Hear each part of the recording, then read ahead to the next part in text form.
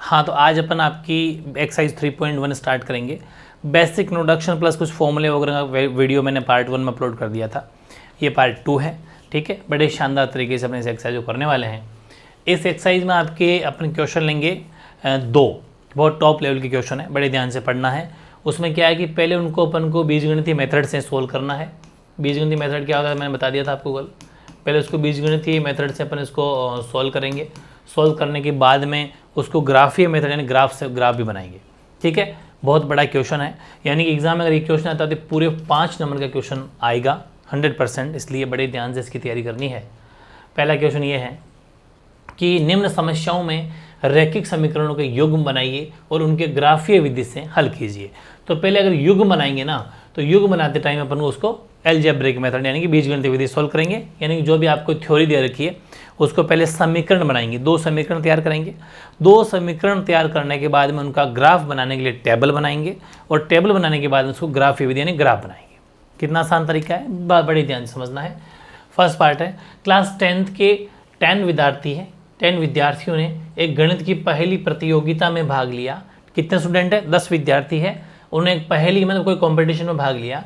यदि लड़कियों की संख्या लड़कों की संख्या से 4 अधिक हो, एक मैं बहुत ज़बरदस्त ट्रिक बताऊंगा, कहते हैं ना रामबाण ट्रिक बताऊंगा। वो क्या है कि एक समीकरण तो इसमें फिक्स है, पूरी बड़ी ध्यान से समझना।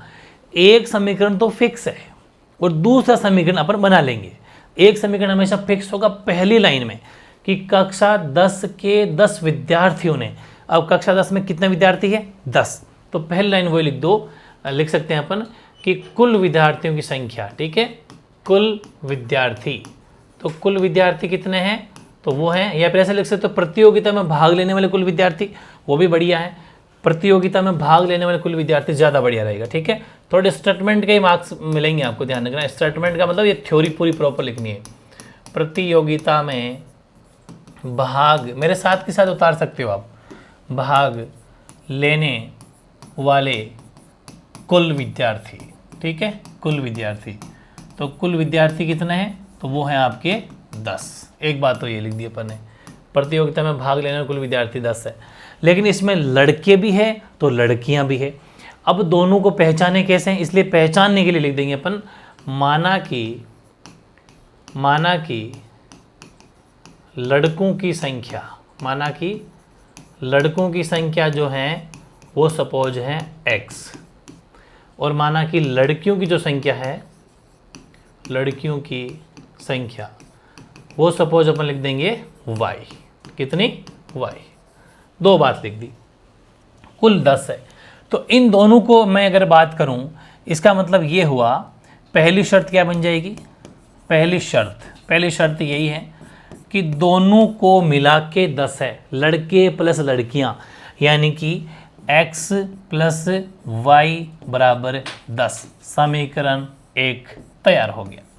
ठीक है, तो पहला समीकरण तो पहली लाइन में होगा। ऐसे क्वेश्चन में हमेशा मेन जो अपन को मेहनत करनी है ना, और जो हर कोई मेहनत मुश्किल से कर पाएगा, ध्यान से समझेगा तो कर पाएगा। गलती होने के चांस भी उसी में, किसमें? समीकरण 2 बनाने में। समीकरण 1 तो बेहद आसान है, वो तो फिक्स मिल जाएगा आपको। समीकरण 2 में है मेहनत। समीकरण 2 में क्या है? तो लिखेंगे अपन दूसरी शर्त। दूसरी शर्त क्या है? बड़े ध्यान से समझना है। दूसरी शर्त क्या है? दूसरी शर्त है कि यहां से स्टार्ट होती है, यहां से यहां तक पहली शर्त थी। यदि लड़कियों की संख्या, ध्यान से सुनना, यदि लड़कियों की संख्या, जिसको अपने y से दिखाया है, यदि लड़कियों की संख्या लड़कों की संख्या से 4 ज़्यादा है, ठीक, यानी कि जो लड़कियों की संख्या है ये y, ये लड़कों की संख्या से 4 ज़्यादा है। अब यहीं पर ध्यान से समझना है। कभी भी आपसे ये कहे कि 4 ज़्यादा हैं, 3 ज़्यादा हैं, 2 कम है, कभी भी ज़्यादा से बात आए, कम की बात आए, हमें हमेशा दोनों को बराबर करना है। किसको? x और y को हमेशा बराबर करना है। ध्यान से समझ में आ गई? किसी को भी ज़्यादा कमती नहीं रखना है। तराजू में जैसे वेट तोला जाता है, वैसे दोनों पलड़े बिल्कुल बराबर होने चाहिए। इसने कहा कि लड़कों की संख्या लड़कियों से 4 ज़्यादा है। ध्यान सुनो, क्या कहा? लड़कों की संख्या 4 अधिक है, किससे? लड़कियों की संख्या, लड़कियों की संख्या ना वो लड़कों से 4 ज़्यादा है। इसका मतलब ये लड़कियां हैं, ये लड़के हैं। तो बताओ कौन ज़्यादा है? लड़कियां ज़्यादा है, ज़्यादा लड़कियां। तो एक काम करो, लड़कों को अपने x से दिखाया तो x में 4 जोड़ देंगे, जो कम है उसमें जोड़ना है। अब देखो लड़कियां तो पहले से ही 4 ज़्यादा थी, दोनों को बराबर कब करेंगे? जब लड़के जो कम है उनमें 4 उनको दे दो, ले भाई 4, दोनों बराबर। मतलब हमेशा हमें बराबर करना है। ये टेक्निक अप्लाई करोगे कोई क्वेश्चन गलत नहीं हो सकता। यानी कि जो पहले से ही कम है, जो पहले से ही ज़्यादा है, उसमें थोड़ी ना जोड़ेंगे। हालांकि दिमाग में आपके ये आई कि लड़कियां ज़्यादा, तो ऑफकोर्स वाई में ही जोड़ेगा, वाई तो है लड़कियां। अरे वाई तो है, लेकिन हमें यहाँ बराबर दिखाना है, ठीक है, हमें यहाँ बराबर दिखाना है समीकरण इक्वेशन। तो ध्यान रखना, इसका मतलब ये है कि लड़कियां इतनी पावरफुल हैं कि लड़कों में अगर 4 जोड़ोगे तब बराबर होगी संख्या दोनों की, ठीक है। लड़के कम थे, लड़कों में 4, उनको और भेज दो, ये लो साहब, दोनों तरफ संख्याएं बराबर हो गई। ये है समीकरण की मतलब खास बात, ठीक है। तो इस चीज़ का ज़रूर ध्यान रखना है अपन को। तो यहाँ समीकरण क्या बन जाएगा अपना? वो बन जाएगा x + 4 = y। साफ साफ लिखा हो, लड़कियों की संख्या लड़कों की संख्या से 4 ज़्यादा है, बिल्कुल ये है। इसको आप चाहो तो सोल्व कर लो, क्या कि अपन इसको अंदर भेज के x अंदर ले लेंगे, y को अंदर ले लो, तो माइनस का हो जाएगा y, और इधर चला जाएगा -4 बाहर चला जाएगा। ये लो साहब समीकरण 2, दोनों समीकरण हमारे पास में बन गए। अब इन दोनों समीकरण को बारी बारी यूज करते हुए ग्राफ के लिए सजाएंगे इनको, ताकि टेबल बने। तो देखो अब अपन लेंगे पहले समीकरण 1, समीकरण 1 से पूरा सिस्टमेटिक ढंग से पढ़ाई करनी है। समीकरण 1 से, समीकरण 1 क्या है? x + y = 10, x + y = 10। हमेशा जब भी ग्राफ के लिए टेबल बनाओ तो इन दोनों में से x या y किसी को भी अकेला बनाओ, मतलब सेपरेट करो। जैसे कि मैं लिख लूँ ऐसा, x = 10 - y। ये करना ईजी है, हालांकि चाहो तो इसमें भी वैल्यू रख के टेबल बना सकते हो, लेकिन वो थोड़ा कॉम्प्लिकेटेड पड़ेगा। कैसे पड़ेगा अभी बताऊंगा। अब आओ इधर, अब हमें सजानी है इसके लिए टेबल, ठीक है। तो टेबल अपन बनाएंगे ऐसी, ये टेबल बना ली। आप चाहो तो 3 कॉलम की बना लो, चाहो तो 2 कॉलम की बना लो, कोई दिक्कत नहीं है। चलो एनसीईआरटी के अकॉर्डिंग 2 कॉलम की बना लेते हैं, बात एक ही है। सबसे पहले अपन को x बराबर में ना तो y की जगह वैल्यू रखनी है, जो भी बराबर के इधर हो, चाहे वो x हो चाहे y हो। तो y की जगह सबसे पहले आप चाहो तो रख सकते हो 0, बिल्कुल सही सोचा आपने। अगर y की जगह 0 रखोगे तो x का सोल्यूशन क्या आ जाएगा? 10 - 0, यानी कि x का सोल्यूशन आ जाएगा 10, ठीक है। किस में रखना है? इस जगह। तो सॉल्व कर लो फिर, यानी कि y की जगह आपने 0 रखा तो x 10 आ गया। फिर ऐसे ही आपको क्या करना है, y की जगह भले ही 1 रख लो, 1 रखा तो x का सोल्यूशन क्या आ जाएगा? 10 - 1, यानी कि x का सोल्यूशन आ जाएगा 9, यानी कि y जब आपने 1 रखा तो x का सोल्यूशन 9 आ गया। इस तरीके से टेबल तैयार हो गई समीकरण 1 से। अब हम ले लेंगे समीकरण 2। समीकरण 2 क्या कहता है? समीकरण 2 है x - y = -4। समीकरण 2 से ये लो सब, हालांकि आपको इसके नीचे उतारना है, मैं तो आपको यहाँ लिख रहा हूँ, बाकी आपको नीचे उतारना है। समीकरण 2 से x - y ना बराबर -4 है ना, हाँ ठीक है, x - y = -4 सेपरेट कर लो। x = -4, y को उधर भेजा तो y हो गया प्लस में, ठीक है। आ जाओ बनाते हैं इसकी भी टेबल। टेबल देखते हैं, वही टेबल x और y की वैल्यू ले लेंगे, ठीक है। ये लो साहब 2 कॉलम की बना लेंगे। x चाहो तो 3 की बना सकते हो, कोई फ़र्क नहीं पड़ता, कितनी भी बनाओ। तो यहाँ पर भी अपन को क्या सोचना है कि आप चाहे तो y की वैल्यू 0 रख लो शुरू में ही, ठीक है। y की वैल्यू अगर 0 रखोगे तो x - 4 रह जाएगा। एक बार फॉर्मेलिटी के तौर पर देख सकते हो, देख नहीं सकते करके भी आना है। यानी x आपने 0 लिया तो y भी 0 हो गया। फिर ऐसे आप x की वैल्यू y की वैल्यू अगर आप यहाँ पर 4 लेते हो प्लस का, ताकि 0 to 0 ग्राफ बना सकते हो। ये मैंने 0 लिख दिया कि यहाँ पर 0 नहीं हो जाएगा। y आपने 0 रखे तो सही था, y 0 रखा तो x 4 हो जाएगा, ठीक है। x क्या था? 4 हो जाएगा माइनस का। ऐसे ही अपन यहाँ अगर देखें तो y अगर आप 0 रखते हो तो 4 रखते हो तो x की वैल्यू -4 + 4, यानी कि x की वैल्यू 0 हो जाएगी। कोई दिक्कत नहीं है, 1 भी रख सकते थे, 2 भी रख सकते थे, लेकिन मैं ऐसे ही कर दिया। 0 to 0 ग्राफ अच्छा होता है, कोई बात नहीं। y की वैल्यू 4 रखी थी तो x 0 आ गया। चेक कर लो, y 0 रखा था तो x -4 आया था, y 4 रखा था तो x 0 आया था, ठीक है। इधर y 1 रखा था, सबसे पहले 0 रखा था तो x आपका 10 आया था, ये ना 0 का 10 आ गया। फिर आपने y1 रखा था तो x 9 आया, ठीक है। तो दोनों टेबल अपनी तैयार है, दोनों टेबल से अब अपन बनाएंगे इसका ग्राफ। तो ग्राफ बनाने के लिए अपन को लाइनें ड्रॉ करनी पड़ेगी। तो आप ऐसे ये x और x डैश, y और y डैश, ये ग्राफ लाइन ड्रॉ कर सकते हो।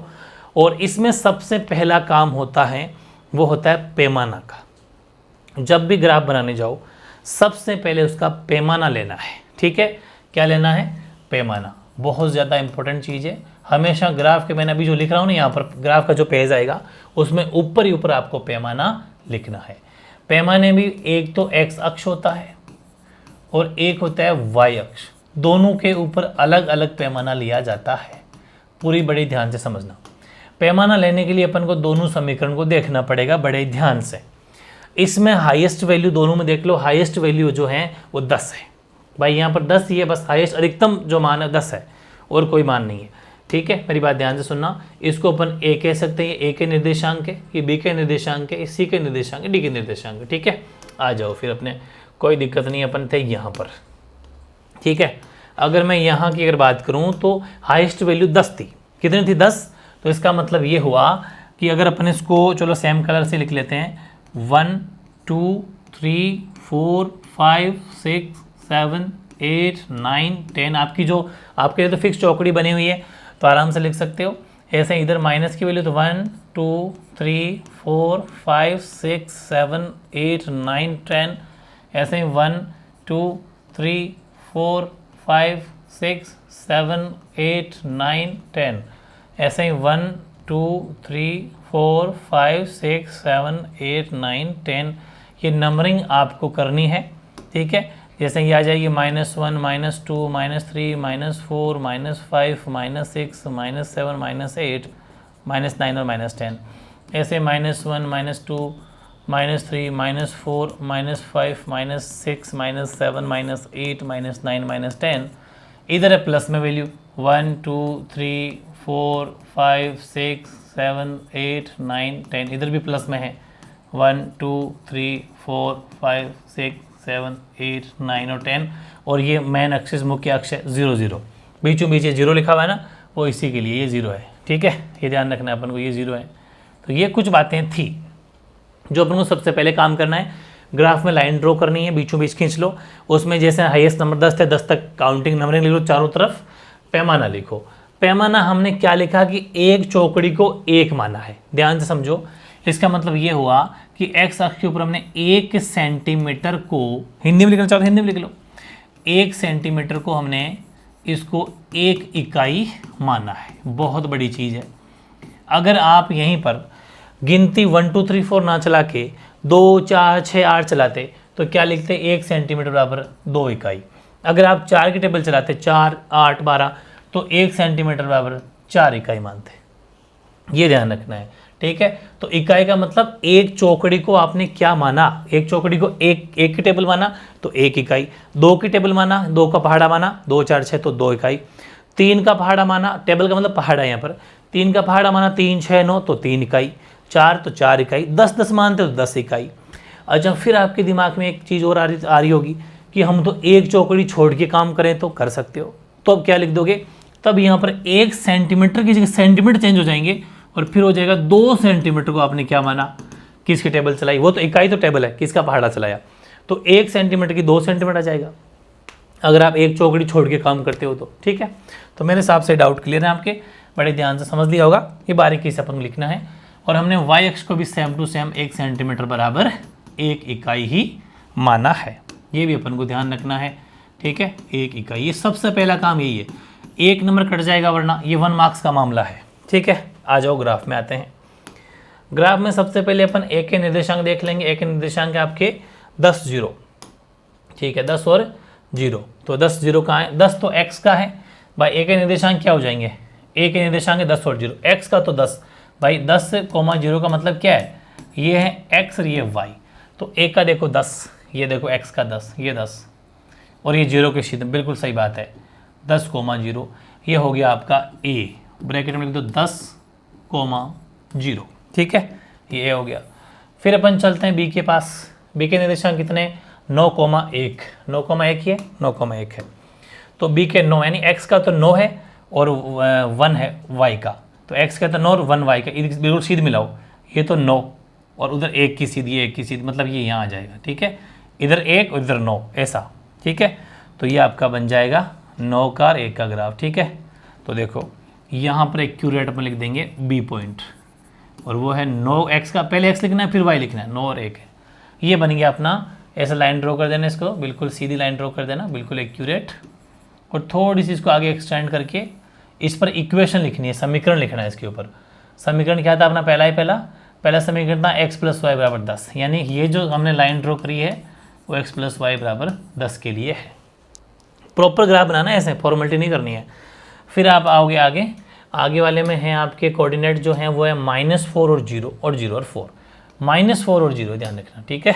-4 x के लिए -4 इधर है, ये देखो ये रहा, तो ये -4 ये रहा, -4 और इधर 0, बिल्कुल एक्यूरेट सीध में ये हो जाएगा आपका, ए भी था ना वो सी हो जाएगा, -4, 0, और अगले में 4 और 0 ही तो है, 4 और 0 बिल्कुल सीधे, 0 और 4 है, तो x का 0 है, x का 0 जो यहाँ होता है, y का 4 है प्लस का, तो ये यहाँ होता है, ठीक है, बिल्कुल यहाँ सीध हो जाएगी, एक्यूरेट सीध में d की वैल्यू हो जाएगी 0,4, बिल्कुल प्रॉपर है, एक बार मैच कर लो, 0,4, ठीक है। अब इस लाइन को कर दो ड्रॉ, ऐसे लाइन ड्रॉ कर दो, इसको भी चाहो तो आगे बढ़ा सकते थे यूँ, ठीक है, तो ये दोनों आपस में क्रॉस कर जाएंगे। इस लाइन को भी थोड़ी आगे बढ़ा दो, और यहाँ पर लिख दो कि ये समीकरण कौन सा था, दूसरा क्या था, वो था आपका x - y = -4, यानी कि लिख दो यहाँ पर x - y = -4। अब जाके ग्राफ कंप्लीट बना है, ये है सिस्टम। सबसे पहले आपको पैमाना लिखना है, फिर ग्राफ प्रॉपर तरीके से ड्रॉ, हालांकि मैंने थोड़ी सी लाइन टेढ़ी बेढ़ी हो गई है, आपके तो स्केल से ड्रॉ करोगे तो बिल्कुल एक्यूरेट सीधी आएगी, तो प्रॉपर ऐसे बनाना है। आप चाहो तो आगे एक्सटेंड करके दोनों को क्रॉस भी करवा सकते हो। हालांकि इसमें इसने पूछा नहीं एक बात और, क्या, हालांकि इस क्वेश्चन पूछा नहीं गया है, ये पूछे कि ये जो ग्राफ बना है ये ग्राफ कैसा बना है। जैसा कि मैंने आपको बेसिक इंट्रोडक्शन कल वाले पार्ट 1 बताया भी था, तो ये ग्राफ बना प्रतिच्छेदी ग्राफ, क्योंकि दोनों लाइनें आपस में आगे जाके क्रॉस हो रही है, मतलब ये ग्राफ बना प्रतिच्छेदी ग्राफ, इंटरसेक्टिंग ग्राफ बना है, तो ये भी इंपॉर्टेंट है, प्रतिच्छेद कर रहा है। हालांकि वो भी पूछ सकता है किस पॉइंट प्रतिच्छेद करते हैं, तो इधर से मैच करा लेंगे, एक्यूरेट आपके ग्राफ में जो आएगा, लेकिन ये पूछा नहीं गया है, लेकिन मैं चाहता हूँ कि क्या पता पूछ भी ले तो अपन को हमेशा रेडी रहना चाहिए। तो ये अपना बन गया ग्राफ। और अब जो इसने बात पूछी कि लड़कों की संख्या कितनी है, लड़कियों की संख्या कितनी है, तो जैसे ही आपने ग्राफ बनाया तो एक्यूरेट जहाँ पर दोनों मिले, जहाँ पर दोनों का प्रतिच्छेद हुआ, वो प्रतिच्छेदी बिंदु जो निकल के आएगा वो 3 और 7 जो भी निकल के आएगा, आप प्रॉपर बनाओगे तो निकल के आएगा, लेकिन मैं निकालना सिखाऊंगा आपको। एक काम करना है कि इन दोनों को जहाँ पर दोनों मिले ना, उनका सोल्यूशन भी आपको करना है। जैसे कि इक्वेशन दोनों थी अपनी, ये दोनों समीकरण बनी थी ना, ये बने थे अपने x +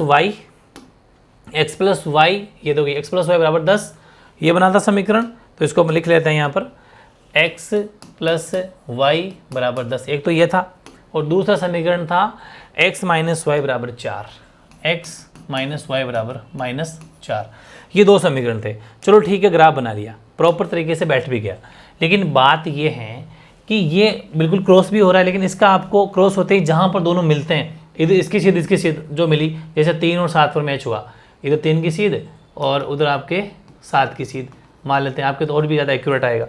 ये मान तो गए अपन कि 3 और 7 की सीध में दोनों की मैचिंग हुई है, 3 और 7, तो x की वैल्यू 3 होगी, y की वैल्यू 7 होगी, लड़कियों की संख्या 3 होगी, लड़कियों की संख्या 7 होगी। बात तो ठीक है, लेकिन कोशिश ये करनी है कि आपको सोल्यूशन करके ही बता देना है, ठीक है। थोड़ा मैं अलग तरह से कराऊंगा पूरे नंबर दिलाने के लिए, इसलिए जैसे कि अपन आगे पढ़ने वाले हैं वैसे भी विलोपन विधियाँ वगैरह, तो अभी आप सीख लो। करना क्या होता है, विलोपन विधि भी सीखेंगे, प्रतिस्थापन विधि भी सीखेंगे, तो इनमें से एक काम कर लो, किसी एक को सेपरेट कर लो जो भी नज़दीक पड़े। जैसे ये अगर इसको विलोपन विधि सॉल्व कर लेते हैं, x - y = -4, विलोपन विधि सॉल्व करते हैं, समीकरण 1 और 2, मतलब क्या लिखेंगे कि समीकरण 1 व समीकरण 2 को जोड़ने पर, ये लिख दो आप, जोड़ने पर दोनों को जब जोड़ा तो देखो y से y कट गया, ये हो गया 2x, x और x 2x और 10 में 4 गया तो 6, तो x की वैल्यू हो जाएगी 6/2, यानी x की वैल्यू आ जाएगी 3, तो x का तो 3 है, लड़कों की संख्या तो 3 है, और x की वैल्यू कोई से समीकरण रख दो, चाहे 1 में रखो चाहे 2 में रखो, कोई से में रख दो, किसी में रखा, सपोज इसमें रख दी पहले में, तो x की वैल्यू, x का मान समीकरण 1 में चाहे 2 में, किसी में रखो, कोई फर्क नहीं पड़ता, आंसर सेम ही आएंगे। x 3 रख दो, y का y बराबर 10, इसमें रख रहे हैं आप इसमें, ठीक है। तो y बराबर 10, 3 इधर आके माइनस का हो जाएगा, तो y की वैल्यू 7, यानी कि जो बनेगा कोऑर्डिनेट जो मिला था बिल्कुल सही था 3,7। और वैसे भी अपन लिख सकते हैं अतः जो लड़के थे, अतः लड़कों की संख्या जिसको अपन ने x माना था ना, वो तो हो जाएगी 3, और लड़कियों की संख्या जिसको अपन ने y माना था वो हो जाएगा 7।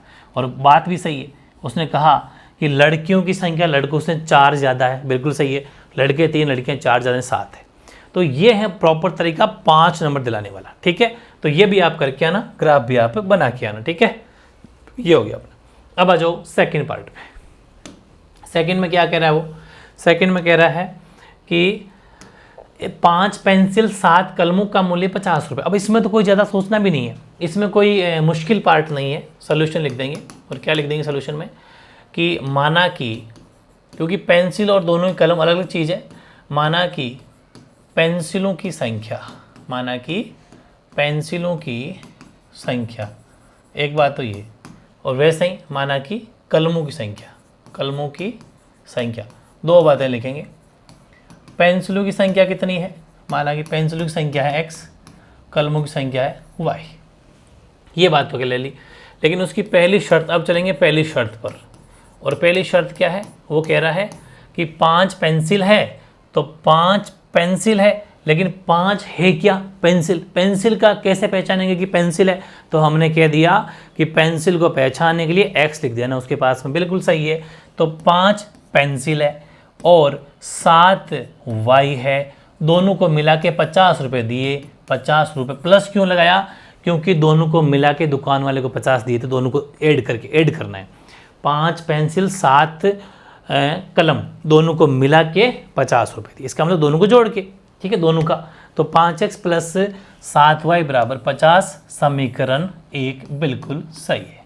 दूसरी शर्त क्या है बताओ। दूसरी है 7 पेंसिल, 7 ये लो साहब पेंसिल, x दिखा दिया, 5 कलम, ये लो साहब कलम का मूल्य 46, ये लो साहब 46, समीकरण 2, ठीक है। समीकरण 1 व समीकरण 2 बन गया कंप्लीट। दोनों को बारी बारी लेंगे और ग्राफ तैयार करेंगे, ठीक है। सबसे पहले देखो, अगर मैं ले लूँ समीकरण 1 से, समीकरण 1 ये रहा, तो समीकरण 1 है 5x प्लस 7y बराबर 50। सेपरेट करना है किसी एक को, सपोज अपन ने किया 50 और 7y को उधर भेज दिए, 50 है, ठीक है, 50 है, तो x की वैल्यू क्या हो जाएगी 50 माइनस 7y अपॉन 5। थोड़ा कॉम्प्लिकेटेड है, बड़े ही ध्यान से सोचना पड़ेगा। अब बनाएंगे अपने इसकी ग्राफ। नेक्स्ट पेज ले लेते हैं कि वैल्यू लिख लेंगे अपन 50 माइनस 7y, एक्स की वैल्यू क्या आई थी 50 माइनस 7y अपॉन 5 है ना, तो अपॉन क्या था, अपॉन था 5, 50 माइनस 7y अपॉन 5, ठीक है, अपॉन 5, ये x की वैल्यू निकल के आई। अब इससे अपन तैयार करेंगे टेबल। क्या तैयार करेंगे, ये लो साहब टेबल तैयार करी। टेबल आप 2 कॉलम की ले सकते हो, कोई बड़ी की ज़रूरत नहीं है, 2 कॉलम प्रॉपर बैठ जाएगी, ठीक है। ये 2 कॉलम की टेबल हो गई, x और y, ठीक है। अब आ जाओ इधर, इस y में क्या वैल्यू रखें, ध्यान से समझना है। इसमें मैं एक ट्रिक बताऊंगा शानदार, बस एक बार सोचना है, फर्स्ट टाइम सोच लो उसके बाद सोचना नहीं है। y की सबसे पहले वैल्यू सोच लो क्या रखें। जैसे y की वैल्यू मैं सपोज 0 रख लूँ, y की वैल्यू अगर 0 रख ली तो ये तो हो गया 0, पीछे बचा 50। पहले सोचना, रखने से पहले सोचना है। ये हो गया 0, पीछे बचा 50, और 50 में 5 का भाग पूरा जाना चाहिए। अगर आप गलती से यहाँ पर y की वैल्यू 1 रख लेते हो तो 50 में से 7 × 1 7, तो 50 में 7 गए तो पीछे क्या बचे 43, और 43 में 5 का भाग जाता ही नहीं है, 43 में 5 का भाग जाता ही नहीं, तो फिर क्या करें, ठीक है। तो y की वैल्यू 0 रखेंगे, तो x बराबर क्या आ जाएगा 50 माइनस 7 × 0। फॉर्मेलिटी पूरी करनी है, ये भी करके आना सोल्यूशन, ठीक है। तो x की वैल्यू क्या आ जाएगी 50 आउट ऑफ 5, सॉरी अपॉन 5, तो x की वैल्यू 10 आ जाएगी। यानी अगर y 0 रखा तो x 10 आ गया, ठीक है। ऐसे नेक्स्ट वैल्यू सोच लो, 1 तो बैठेगी नहीं, बात कर ली अपन ने, 2 भी नहीं बैठेगी क्योंकि 14 पीछे नहीं जाएगा, 3 भी नहीं, 5 बैठेगी सीधी सीधी, ठीक है। तो y की वैल्यू रख दो आप 5 रखा, तो x की वैल्यू 50 माइनस 7 × 5 अपॉन 5, तो x की वैल्यू हो जाएगी 50 -35/5, तो x की वैल्यू 15/5, क्योंकि 50 में से 35 चले गए तो x की वैल्यू हो जाएगी आपकी 3। यानी कि अगर y 5 रखा तो x आ गया 3। ये समीकरण 1 की टेबल थी, प्रॉपर तरीके से काम आएगी। आगे जब ग्राफ बनाएंगे इसको अपन a बोल देंगे, इसको अपन b बोल देंगे। ठीक है, आ जाओ आगे। आगे ले लेते हैं अपन समीकरण 2। समीकरण 2 है आपका 7x + 5y, 7x + 5y = 46। ठीक है, तो 7x + 5y = 46 प्रॉपर तरीके से बैठ गया, आराम से देख सकते हो, गलती नहीं होनी चाहिए। 7x + 5y = 46 बिल्कुल सही है। ये समीकरण 2 था। सेम टू सेम वही कहानी इसकी करेंगे, क्या कि आप किसी भी वैल्यू को सेम कर लो, जैसे 5y = 46 -7x कर लो। जैसे इसमें अपन ने किसको सेपरेट किया था, x को सेपरेट किया था, तो एक काम करते हैं इसमें भी x को ही सेपरेट कर लेते हैं, कोई फ़र्क तो पड़ता है नहीं। 7x = 46 - 5y, तो x की वैल्यू हो जाएगी 46 - 5y और 7 आ जाएगा बटे में। ये हो गया x सेपरेट। बना लो इसकी टेबल। आओ इधर टेबल, 2 कॉलम की टेबल बना लेंगे अपन। ठीक है, 2 कॉलम की टेबल बनाएंगे तो अपना x और y लिख लेंगे, x और y। ठीक है, अब अपन क्या करेंगे, इसको देख लो आप कि सबसे पहले अपन को सोचना है इस y की जगह क्या सोचें। तो y का अगर 0 सोचा तो 5 × y 0 हो गया, और 46 में चले गए 0, तो 46 में 7 का भाग जाता ही नहीं है भाई, ये तो 0 हो गया ना, फिर 46 बचे, 46 में 7 का भाग नहीं जाता। फिर क्या सोचें, 2 सोचा तो 10 हो गए, 46 में 10 के बचे 36 में 7 का फिर नहीं जाता। 15 सोचे, 15 अगर जाते हैं तो 31 बचते हैं, नहीं जाता। फिर आपने 4 सोचे, एक बार सोचना पड़ेगा बस। 4 सोचा तो 4 सोचा तो 4 पंजे 20 पीछे बचते हैं, 26 नहीं। 5 सोचा तो 46 में से अगर 25 निकलते हैं तो आपके पास में 1 और 21 प्रॉपर बैठ रहा है सब। 21 में तो 7 का भाग जाता है, यानी कि y की वैल्यू आपको रखनी पड़ेगी 5। y की वैल्यू अगर 5 रखी तो x की वैल्यू क्या आ जाएगी, 46 - 5 × y की जगह भी 5/7, तो x की वैल्यू हो जाएगी 46 - 25/7, तो x की वैल्यू हो जाएगी 6 में से 5 गया तो 1, 4 में से 2 गया तो 1/7, 7 नहीं 7। ठीक है, तो x की वैल्यू क्या हो जाएगी, x की वैल्यू आपकी हो जाएगी 3। ठीक है, 7 है तो x की वैल्यू 3, यानी कि आपने अगर y 5 रखा तो x आ गया 3। ऐसे ही एक बार और सोच लो। 5 रखने के बाद मैंने कहा था एक ही बार सोचना, दूसरी बार नहीं सोचना। ठीक है, तो जो आपने अभी सोचा था, क्या कहा मैंने, जो आपने अभी सोचा था उसमें जो जिसका डिवाइड कर रहे हो वो जोड़ दो। फिर सोचो, जो आपने फर्स्ट टाइम सोचा, क्या सोचा, 5 में क्या जोड़ दो, जिसका भाग देना है। ये ट्रिक है, कितनी भी लंबी टेबल खींच लेना भले। 5 में 7 जोड़ो, इसका मतलब गारंटी है अब की बार y में 12 रख दो। 12 वैल्यू रखती है प्रॉपर बैठ जाएगी। कैसे कि y की वैल्यू हमने रख दी 12। ठीक है, तो x की वैल्यू हो जाएगी 46 - 5 × 12, तो x की अपॉन 7 नहीं, x की वैल्यू हो जाएगी 46 - 12 पंजे 60/7, तो x की वैल्यू हो जाएगी यहाँ पर देखो बच के आपके 14 अपॉन वो भी माइनस के, तो x की वैल्यू आ जाएगी -2। माइनस प्लस लगाना ना भूलें क्योंकि माइनस की वैल्यू बड़ी है। तो y 12 रखा तो x की वैल्यू -2 आ गई। ठीक है, नंबरिंग हिसाब से ये हो जाएगा C और ये D। चारों निर्देशांक अपने पास आ चुके हैं, A के निर्देशांक भी है, B के भी, C के भी, D के। ठीक, अब इसमें खींचेंगे अपन ग्राफ के लिए वही सेम सिस्टम। ऐसे लाइन ड्रॉ कर दो, ऐसे लाइन ड्रॉ कर दो। ठीक है, ये O, ये आपका Y और ये आपका Y डैश, ये आपका X और ये आपका X डैश। ठीक है, सबसे पहले पैमाना लेंगे, लेकिन पैमाना लेने से पहले दोनों समीकरण को एक बार देखेंगे गहरी नज़र से। क्या है, हाईएस्ट वैल्यू इसमें क्या है 12, और समीकरण 1 में हाईएस्ट वैल्यू क्या है 10, यानी कि मामला 10 और 12 तक सलट रहा है, तो हाईएस्ट वैल्यू 12 तक चला लो। ठीक है, नंबरिंग कर लेना 1 2 3 4 5 6 7 8 9 10 11 और ये 12। इधर भी 1 2 3 4 5 6 7 8 9 10 11 12। ठीक है, 12 तक, ये 11 10 9 8 7 6 5 4। माइनस में चला लो इधर। ठीक है, यह माइनस में वैल्यू आएगी तो माइनस में चला लेंगे अपन। -1 0 तो यहाँ रख देते हैं बीचों बीच, -2 -3 -4 -5 -6 -7 -8 -9 और -10 -11 और -12 तक। ठीक है, 12 तक ठीक है, जितनी हाईएस्ट वैल्यू चारों तरफ, हालांकि सब जगह 12 की जरूरत नहीं है, लेकिन चला लो तो बेटर ही है, कोई दिक्कत नहीं। -2, -3, -4, -5, -6, -7, -8, -9, -10, -11 और -12, ये कुल मिला के 12 तक अपने काउंटिंग एडजस्ट कर ली, ठीक है, लिख दी। अब स्टार्टिंग में अपना काम है पैमाना। सबसे पहला काम क्या है? पैमाना लिखना। पैमाने भी पहले x अक्ष के ऊपर, फिर y अक्ष के ऊपर। x अक्ष के ऊपर क्या लिखेंगे, y अक्ष के ऊपर क्या लिखेंगे? तो वो देखो कि हमने 1 सेंटीमीटर बराबर 1 इकाई इसमें माना है, क्योंकि हमने एक कॉलम, एक चौकड़ी को 1 ही माना है, तो 1 सेंटीमीटर बराबर 1 इकाई, ठीक है। सेम टू सेम इसमें भी 1 सेंटीमीटर बराबर 1 इकाई, ठीक है। ये अपन लिख देंगे पैमाना। आ जाओ ग्राफ बनाने के चलते हैं। पहले अपन ने देखा a 10 0 यानी x का 10 है, y का 0 है। x का ये 10 और y का 0 मतलब बीचों बीच, बिल्कुल सही बात है।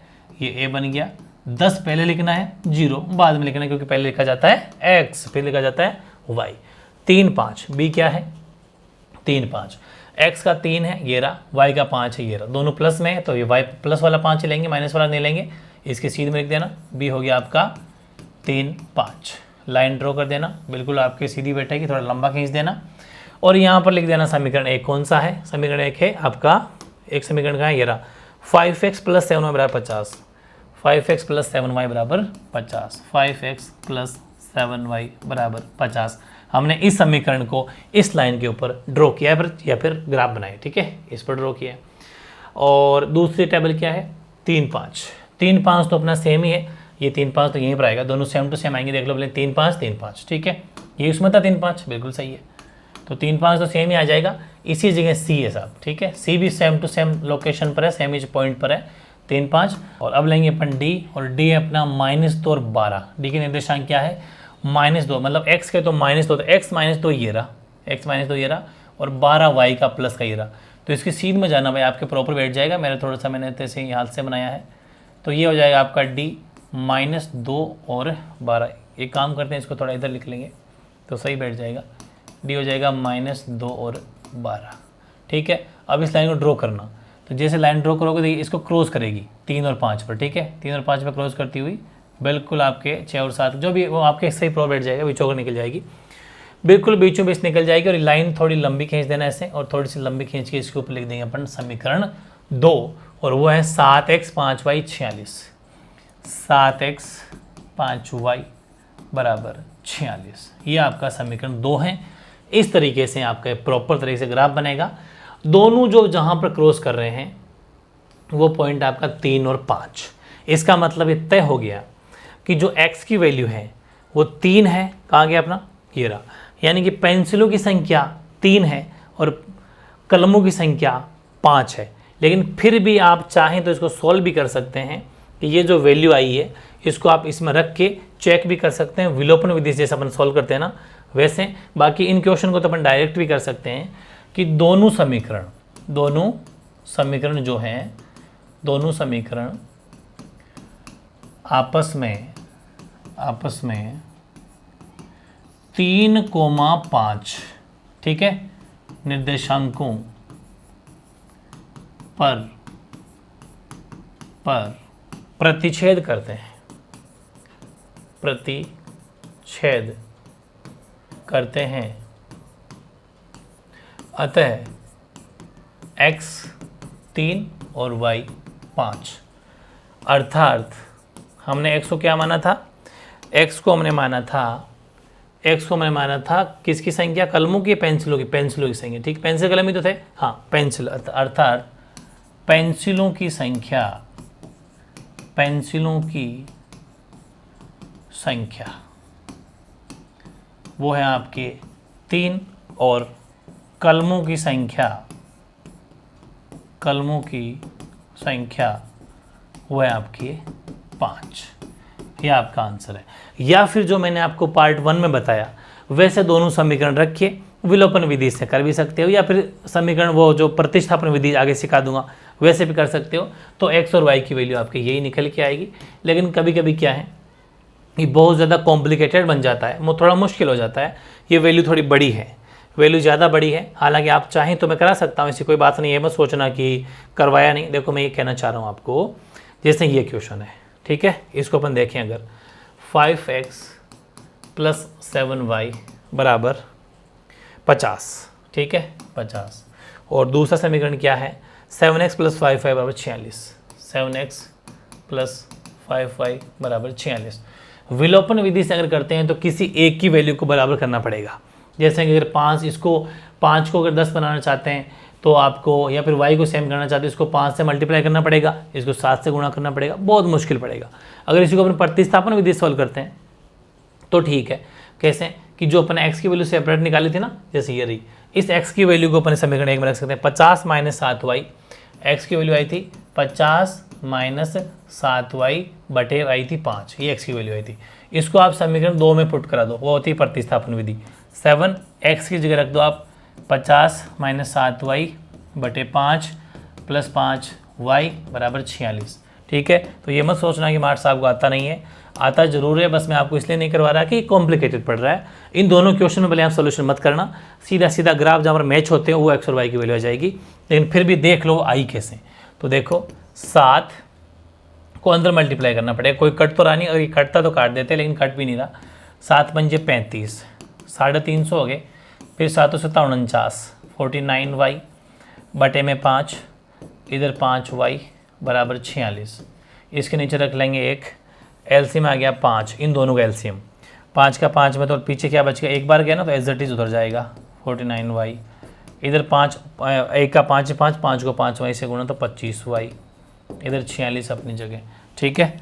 तो देखो यहाँ पर 350 अपनी जगह, 25 और 49 यानी पीछे क्या बच गई 24y, 24y, और नीचे 5, इधर है 46।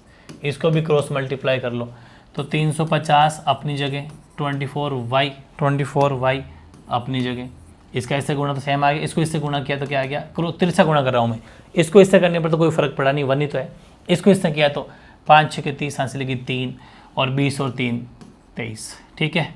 तो माइनस का 24y है, या फिर एक काम करो बेटर होगा, 350 को अपनी जगह रहने दो, 230 को उधर ले आओ तो माइनस का 230 हो जाएगा, 24y को उधर भेज दो तो माइनस किया तो क्या आया 0, 5 में से 3 गया तो 2, ठीक है। देखो 0, 5 में 3 गया 2 और 3 में 2, 120, और यहाँ पर 24y, तो 120 में आप 24 का भाग दे देना तो y आ गया 5, 24 × 5 = 120 होता है। तो y की वैल्यू 5 आ गई, वही मैंने कहा था कि y 5 है। इसकी वैल्यू यहाँ रख दो x में तो x भी आ जाएगा। देखो y की मान अगर x में रखें, y का मान x में रखने पर, x में अगर रखोगे आप तो देखो x बराबर 50 - 7 × 5 बटे 5, x की वैल्यू 50 - 35 बटे 5, यानी कि 35 15 हो गया बटे 5, तो x की वैल्यू आ जाएगी आपके 3, ठीक है। तो बस ये मैं कहना चाह रहा हूँ, ये थोड़ा बहुत मुश्किल लंबा पड़ जाएगा, ये नहीं करना है आपको, लेकिन हाँ ये कंफर्म हो गया कि x 3 और y 5, ये आपके चेक करने के लिए, जांच अगर करना चाहो कि हमारा ग्राफ सही है या नहीं, तो जांच करने के लिए ज़रूर कर लेना कि हमारा जो ग्राफ मिला है कहाँ पर मिला था, 3 और 5 पर। इसका मतलब सही है, क्योंकि x की वैल्यू 3 और y की वैल्यू 5 आ रही है, हमने इसको सॉल्व करके देख लिया। तो ध्यान रखना, ये जो सोल्यूशन अभी मैंने किया ये आपको करना नहीं है, बस अंडरस्टैंडिंग के लिए और आपको समझने के लिए करके आ सकते हो। बाकी हम उस बोर्ड वाली कॉपी में नहीं करना, ये जांच है, अपने ग्राफ को चेक करने कर सकते हो जल्दी जल्दी करना चाहो तो।